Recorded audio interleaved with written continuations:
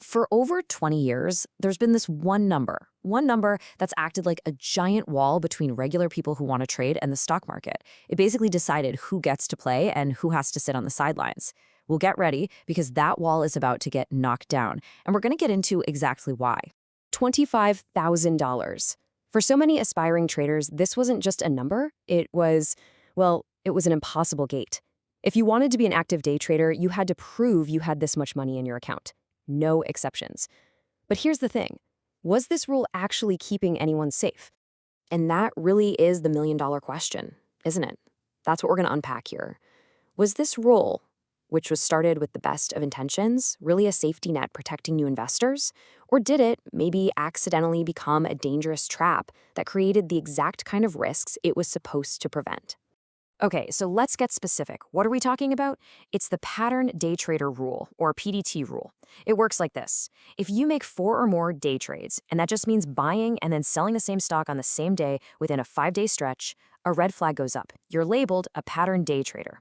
And from that moment on, you have to keep that 25 grand in your account. If you dip below it, you're locked out of day trading. Simple as that. Now, this rule didn't just fall out of the sky. Oh no, it has a very specific origin story, one that was born from the wreckage of one of the wildest market manias we've ever seen. So let's just rewind a bit. Back in the late 90s, during that whole dot-com frenzy, firms were just handing out insane amounts of margin, borrowed money, to anyone who wanted it. People took massive, massive risks. And when that bubble finally burst, they didn't just lose their shirts, they lost everything. So in 2001, regulators stepped in and created the PDT rule to stop that from happening again. But fast forward to today, and most people just call it an outdated, paternalistic relic. And, the goal on paper was a good one. It was all about protecting smaller investors from, getting in way over their heads with risky trades and borrowed money.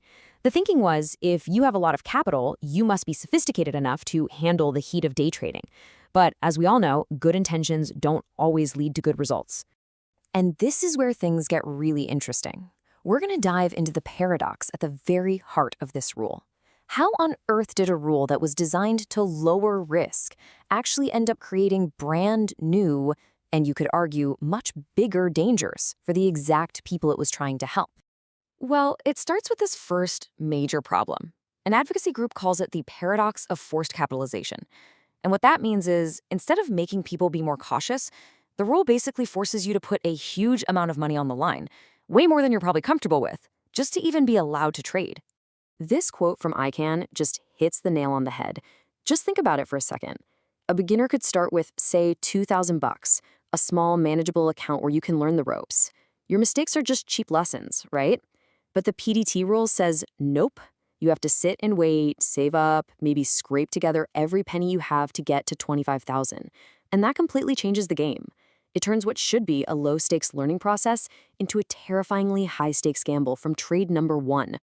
And the real-world fallout from this is pretty grim. You have people risking their entire life savings just to get in the door. There were letters sent to the SEC from traders who took out second mortgages, who maxed out credit cards, all just to hit that magic number. The pressure is just immense. You're not learning with a clear head, you're trading with scared money. And now, a small mistake that should have been a tiny lesson becomes this source of huge financial and emotional stress. Oh, but it gets even worse. It's not just about forcing you to risk more of your own money. The rule sets up another, even more dangerous trap the second you cross that $25,000 line. It's called the leverage trap. Okay, so check this out. The very instant your account balance ticks over to $25,001, your broker automatically gives you 4-to-1 leverage for day trading. That means your 25 grand in cash suddenly becomes $100,000 in buying power. For somebody who's just starting out, that is an absolute recipe for disaster. It magnifies every single mistake into a potentially catastrophic loss. And listen, this isn't just a hunch. Actual research has shown over and over that big leverage is a major catalyst for speculative trading, and it almost always leads to worse performance and bigger losses for retail traders. So, what the rule basically does is it hands the keys to a Ferrari to someone who literally just got their learner's permit. What could possibly go wrong? So, we've seen how the rule creates these huge risks inside the regulated system. But what about its effect outside the system? Well, it turns out the rule doesn't just create danger, it actively shoves traders out of the US and into some really, really dangerous and unregulated places. Just look at how inconsistent this is. To day trade US stocks, you need that 25 grand. But what if you want to trade futures or stocks on European exchanges?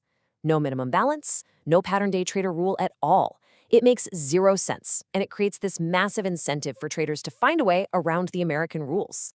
And that is exactly what thousands of people do.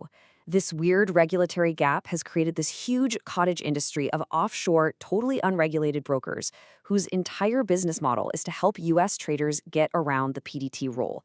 I mean, the internet is just filled with guides on how to do it. And the risks you take by going this route, they are just off the charts.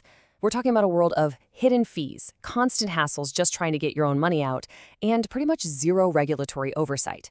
These places offer absolutely insane leverage, sometimes 100 to 1.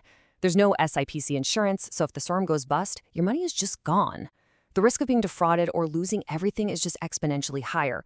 So the very rule that was made to protect you is literally pushing you into the riskiest corners of the financial world. But after all these years of causing all these problems, the tide is finally turning.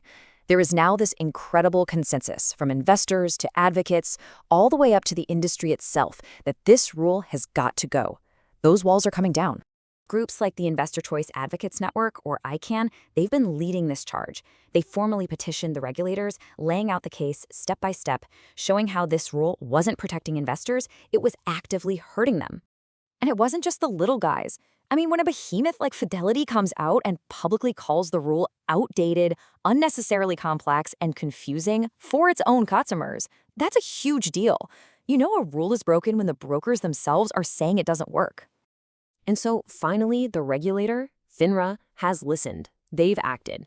Back in December of 2022, they filed a formal proposal with the SEC to completely get rid of the pattern day trader label and its $25,000 requirement. The whole thing.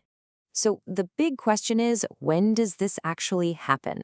Well, the proposal was filed at the end of 2022. Now, assuming the SEC gives it the green light without any major hiccups, the best guess right now is that the change will take effect sometime in early 2023. The end of this rule is really, truly in sight. You know, this is going to be a massive shift for retail traders everywhere. It means way more freedom, way more access. But with all that new freedom comes a whole new set of responsibilities. And that brings us to the final and maybe the most important question of all. For 20 years, this rule, with all of its flaws, it was a gatekeeper. When that gatekeeper is finally gone, the responsibility for your success or failure shifts entirely to you. The new world will have more opportunity, for sure, but the biggest risk won't be some broken rule. It'll be a lack of your own personal discipline. The question is no longer about having $25,000.